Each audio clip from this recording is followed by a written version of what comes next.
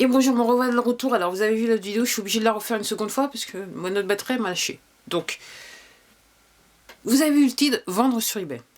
J'avoue que cette vidéo, j'hésitais à la faire, mais en fait, elle m'a été inspirée par un de mes fournisseurs qui, à chaque fois qu'il me voit, lui, il pense que vendre sur eBay, c'est vous acheter à bas prix et après vous multipliez votre prix de vente par 20 ou 30.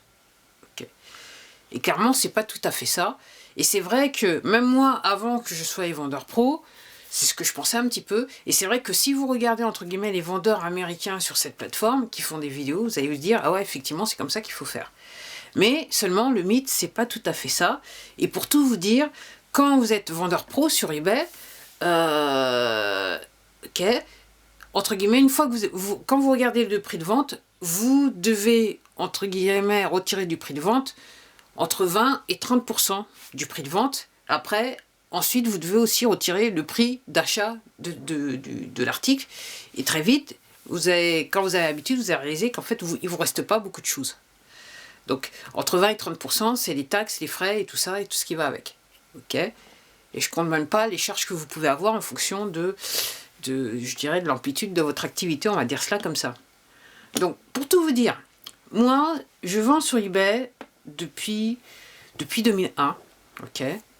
J'ai connu eBay à ses débuts où vous deviez cliquer et vous envoyer le chèque au vendeur et vous attendiez qu'on vous envoie le truc. Aussi, j'ai mon activité pro, elle a commencé en 2011. J'avoue que pour tout vous dire, pour casser le mythe, entre guillemets, ce que je fais par an, c'est ce que font les vendeurs américains en un mois, ok. En sachant qu'aux États-Unis, il y a 350 millions d'habitants. En France, on est né au 1/7 de ce non. Ouais, allez, je vais dire 1/8 pour que ça fasse bien. Voilà. Bref. Peut-être un 9e. Enfin, bref. Peut-être un 9e, ça serait mieux. Enfin, bref. On en est... ouais, je pense qu'un 9e, c'est mieux. Donc, voilà. Donc, il y a une différence entre votre potentiel. Alors, moi, ce que je voudrais dire... Donc, pourquoi aussi je fais cette vidéo, c'est que donc j'ai remarqué aussi que sur cette plateforme, donc en début d'année, vous avez un tas de gens qui font de la pub pour vous dire ouais, il y a une solution miracle pour créer votre activité, pour se faire de l'argent et patati, sans effort et tout ça. Alors, pour tous ceux qui pensent qu'ils vont aller sur eBay en tant que vendeur pro et qui vont se faire des décès en or, eBay, effectivement, dans la théorie c'est très facile, après dans la pratique, ça demande une certaine disposition de l'esprit. Et donc, quand je vous disais l'histoire des entre 20 à 30%, je n'inclus pas aussi le fait du temps que vous passez à rechercher l'article et éventuellement vos coûts de transport par rapport au... Il faut aller chercher l'article, il faut revenir chez vous, et patati, et après vous allez, voilà, vous allez traiter l'article, vous allez envoyer, tout ça, en espérant que vous n'ayez pas de retour ou que vous ne tombiez pas sur quelqu'un qui veut vous arnaquer. Parce que c'est possible. Alors, c'est pas 100% de l'activité, mais j'avoue qu'il faut compter, pour moi, 1% de l'activité, vous allez avoir un problème avec votre article. Et après, je dirais que c'est un petit peu au secours. Voilà, au secours. Alors, ce que je voudrais dire, c'est que, je disais au secours parce que, effectivement, après, vous devez appeler le service de eBay. Et là, c'est 50-50. Soit vous allez tomber sur quelqu'un qui va vous aider, ou vous allez tomber sur quelqu'un qui ne veut pas vous aider, vous allez entendre dans la voix, au son de la voix au téléphone. Alors, moi, par rapport à ça, mon seul commentaire, ce n'est que mon expérience personnelle. Après, moi, ce que je vois par rapport à ça, c'est que quand c'est pas votre entreprise et vous êtes là juste pour avoir un salaire, effectivement, il y a des trucs qui vous concernent peu. Dans le cadre de vos fonctions, on va dire ça comme ça. Donc, moi, j'avoue que par rapport à aussi, en décembre 2021, c'était ma pire année sur eBay. Voilà, j'ai eu que de la catastrophe. Alors que, en comparaison, décembre 2020, c'était super. C'était la nuit et le jour. 2020 pour moi était bien. 2021, c'était un petit peu moins bien. On va dire ça comme ça. Alors, ce que je voudrais vous dire, c'est que si jamais vous vouliez commencer une activité sur eBay en tant que vendeur pro, il faut toujours prendre, même si vous êtes un particulier, il faut toujours prendre en compte que sur cette plateforme, il y a des algorithmes comme sur toutes les plateformes. Et en fait, ce qui se passe, c'est que quand vous créez votre compte, en gros, eBay, avec les algorithmes, vous poussez pour vous inciter à rester sur la plateforme, faire en sorte que le premier mois, vous allez vous dire « Waouh, super, j'ai beaucoup de ventes et tout ». Mais après, il y a le après. Après, pour être sûr d'avoir constamment des ventes et rester dans le cadre de l'algorithme, ok, la seule solution clé, c'est qu'il faut mettre en vente tout le temps, tout le temps, tout le temps, tout le temps, tout le temps, ou de manière régulière, avec des quantités, je dirais, plus ou moins régulières. Moi, c'est comme ça que je vois les choses.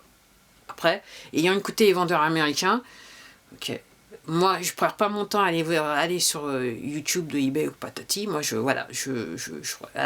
Moi, j'écoute sur cette plateforme, j'écoute ce qu'ont à dire les vendeurs américains, pour certains qui font des millions chaque année. Okay. C'est aussi simple comme ça. Donc, c'est la chose à faire. Donc, vous allez commencer, c'est sûr, vous allez avoir des ventes, et une fois que c'est parti, et je me souviendrai toujours, voilà, je me souviens de la première année, c'était en 2011, décembre 2011, c'était la folie. En plus de ça, j'avais un boulot à plein temps. Et donc, en gros, je rentrais, pendant quelques semaines, je rentrais, il fallait que je m'occupe des commandes, et pour repartir le lendemain pour aller au boulot. C'était assez sympathique, on va dire ça comme ça. Je me suis dit, ah ouais, d'accord, ça va le faire. Et puis après, décembre est venu, janvier 2012, plus rien. Alors, par rapport à mon activité de 2011 à 2021, en sachant que, en fait, en février de cette année, ça fera... Non, en fait, c'est ce que j'avais oublié. Février de l'année dernière, ça faisait exactement 10 ans. Donc, pour moi, j'ai toujours pris cette activité, même quand je suis passée, j'ai fait officiellement... donc, je suis auto-entrepreneur, moi, sur cette activité. J'ai toujours eu un chiffre d'affaires... je dirais, minable, dans le sens que c'était plus, je dirais que c'était plus pour moi un hobby qu'autre chose. Et honnêtement, j'avais un boulot à plein temps, il était tellement prenant que je pouvais pas faire. Voilà, j'avais pas trop le temps de consacrer plus de temps que ça. Et puis, je me suis jamais penché réellement de savoir comment il fallait vendre de façon effective sur cette plateforme, sur eBay. Donc, je me suis jamais posé trop de questions par rapport à ça. Après, j'avoue que sur ces 10 ans, il y a rien un moment où moi-même, pour ceux qui me sont abonnés depuis un bout de temps sur cette chaîne, j'ai eu des problèmes de santé qui font que je me suis retrouvée sans fond, sans rien, et j'avais pas un état de santé qui me permettait de me soucier réellement d'une activité je dirais commerciale, on va dire ça comme ça. J'essayais juste de survivre et, entre guillemets, de vivre sans douleur. C'est aussi simple que ça pendant plus de 3 ans et demi. Alors voilà, j'ai tout à dire. Après, quand ma douleur a commencé à s'estomper un petit peu plus pour moi, effectivement, je me suis dit, bon, plus de boulot, c'est une activité comme une autre, autant essayer de la pousser.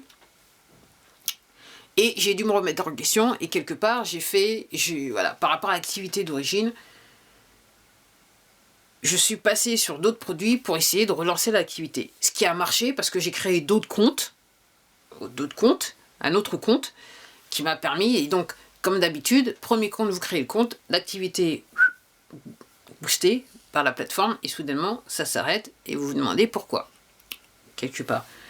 Donc, voilà, dans les faits, moi, à l'heure où je vous parle, ce que je gagne, mon chiffre d'affaires, me permet, alors, à chaque fois que je vends, la plupart du temps, je retrouve le prix que j'ai dépensé sur l'article, mais dans les faits, ce que je gagne me permet juste de payer les frais de base, pas plus. Les frais de... Et j'ai du mal à payer toutes mes charges fixes, je le reconnais. Ok. Donc, et en plus de ça, quand vous êtes sur le mauvais... En plus de ça, quand eBay, effectivement, a la mauvaise habitude en fin d'année, en début de fin d'année, de changer ses algorithmes, de faire des changements qui font que ça vous impacte en tant que vendeur, effectivement, c'est pas évident. Après... moi, ce que je voulais dire par rapport à ça, donc, est-ce qu'il y a des problèmes avec la plateforme? Pour vous dire, pour moi, je considère après tant d'années que pour moi, les problèmes d'arnaque ou des problèmes de retour, pour moi, ça représente 1 à 2% de ce que je vends. C'est pas énorme, mais seulement, effectivement, c'est les 1 ou 2% qui, quelquefois, tournent au vinaigre. Donc, quelquefois, il faut faire appel au service, donc il faut appeler le service client, voilà, je cherchais le service client, et honnêtement, mon expérience personnelle, c'est du 50-50. Donc, soit vous allez tomber avec quelqu'un qui est très concerné, ou quelqu'un qui n'est pas concerné par votre problème, et ça peut prendre du temps. Moi, mon dernier problème, ça fait un mois que je suis dessus, ils n'ont pas encore résolu le problème. Mais hier, j'ai gueulé, donc on va peut-être trouver une solution d'ici la fin de la semaine. J'en sais rien. Pour tout dire, je n'en sais rien. Donc là, ce que je suis en train de vous dire, en fait, entre les lignes, c'est que, effectivement, vendre sur eBay, c'est une disposition de l'esprit. Ne vend pas qui veut. Ok, si vous êtes à fond dans le détail, si voilà, il y a un tas de choses qui vont faire que il y a ce que vous espérez et puis ce qui arrive. Et puis il faut gérer entre les deux et ça prend quand même une certaine disposition. C'est quand même une disposition de l'esprit. Il faut être assez relax par rapport à la situation qui vous arrive et penser comme tout entrepreneur et comme tout chef d'entreprise, essayer de voir comment vous pouvez arranger le truc et pendant ce temps pas essayer de perdre. Enfin, de faire en sorte que vos ventes elles augmentent et non pas qu'elles diminuent, quelle que soit la situation dans laquelle vous êtes soit à cause d'un problème avec le client, ou soit à cause d'un problème avec eBay. Donc, entre guillemets, c'est aussi simple que ça. Donc, oui, donc, ne vend pas qui veut, ça demande une disposition de l'esprit, et je dois dire qu'après tant d'années, et c'est aussi pour ça que je voulais faire cette vidéo aujourd'hui, c'est que, effectivement, j'ai tellement l'habitude aussi d'être dans la fripe, que je dois dire que je fais partie de ces personnes, de ces vendeurs, donc, effectivement, pour ceux que ça intéresse, j'ai peut-être des vêtements de marque,